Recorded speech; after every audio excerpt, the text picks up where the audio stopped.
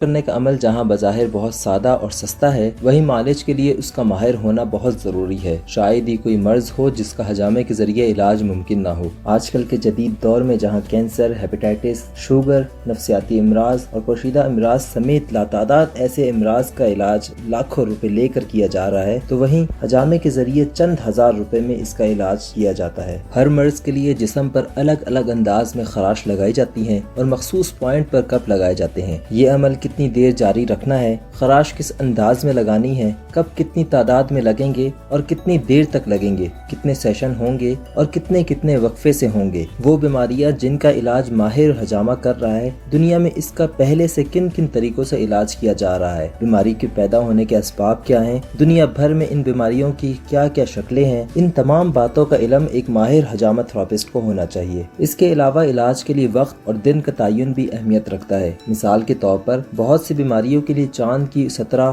19 اور 21 تاریخ بہت اہمیت رکھتی ہے۔ دوستو، حجامہ دنیا میں تیزی سے مقبول ہوتا ہوا اسلامی طریقہ علاج ہے۔ مغربی ممالک میں اسے کپنگ تھراپی کے نام سے جانا جاتا ہے۔ یہ طریقہ علاج اسلام کی ایجاد نہیں ہے، لیکن رسول اللہ صلی اللہ علیہ وسلم نے اسی طریقہ علاج کو اختیار کیا اور پسند فرمایا۔ اس طریقہ علاج میں مختلف بیماریوں کے علاج کے لیے جسم کے مختلف مقامات پر ہلکی خراشیں لگا کر مخصوص قسم کے ٹرانسپیرنٹ کپ لگا دیے جاتے ہیں۔ خراش لگی ہوئی جگہوں سے خون کی بوندیں نکل کر کپ میں جمع ہوتی ہیں۔ یہ خون ٹاکسن اور ڈیڈ سیلز کہلاتے ہیں، جنہیں بعد میں ضائع کر دیا جاتا ہے۔ اس طریقہ علاج کے بعد مریض خود کو نہایت ہلکا پھلکا اور تر و تازہ محسوس کرتا ہے اور ساتھ ہی ساتھ اس کا مرض بھی ختم ہو جاتا ہے۔ بہت سے افراد جو کہ کسی قسم کے مرض میں مبتلا نہیں ہوتے، محض جسم کو ہلکا پھلکا کرنے اور تر و تازہ کرنے کے لیے ہر ماہ حجامہ کرتے ہیں۔ یہ سارا عمل 10 سے 15 منٹ میں مکمل ہو جاتا ہے۔ حجامہ کروانے کے بعد مریض پر فوراً مثبت اثرات ظاہر ہونا شروع ہو جاتے ہیں۔ اب چونکہ حجامہ کرنے کے لیے مطلوبہ مقام پر بلیڈ کے ذریعے ہلکی خراشیں لگائی جاتی ہیں تاکہ وہاں سے خون کی بوند باہر آ سکے، اس لیے عام طور پر لوگ سمجھتے ہیں کہ یہ ایک تکلیف دہ عمل ہے، جبکہ حقیقت میں ایسا بالکل بھی نہیں۔ یہ عمل تقریباً 10 سے 15 منٹ کا ہوتا ہے اور مریض کو اس وقت حیرت ہوتی ہے کہ جب اسے معلوم ہوتا ہے کہ حجامہ مکمل ہو چکا ہے، جبکہ اسے کوئی تکلیف نہیں ہوئی۔ دوستو، حجامہ دنیا کا واحد علاج ہے جس کا کوئی سائیڈ ایفیکٹ نہیں، بلکہ کسی ایک مقام پر حجامہ کرنے سے دیگر بہت سے فوائد بھی حاصل ہوتے ہیں۔ حتیٰ کہ شوگر کے مریضوں کے زخم بھی 24 گھنٹوں میں بھر جاتے ہیں۔ حجامہ رسول اللہ صلی اللہ علیہ وسلم کی سنت ہے اور ایک بہترین علاج ہے۔ رسول اللہ صلی اللہ علیہ وسلم نے خود بھی حجامہ لگوایا اور لوگوں کو بھی اس کی ترغیب دی۔ رسول اللہ صلی اللہ علیہ وسلم جب معراج پر تشریف لے گئے تو فرشتوں نے آپ صلی اللہ علیہ وسلم سے عرض کی کہ اے اللہ کے رسول، آپ اپنی امت سے کہیں کہ وہ پچنا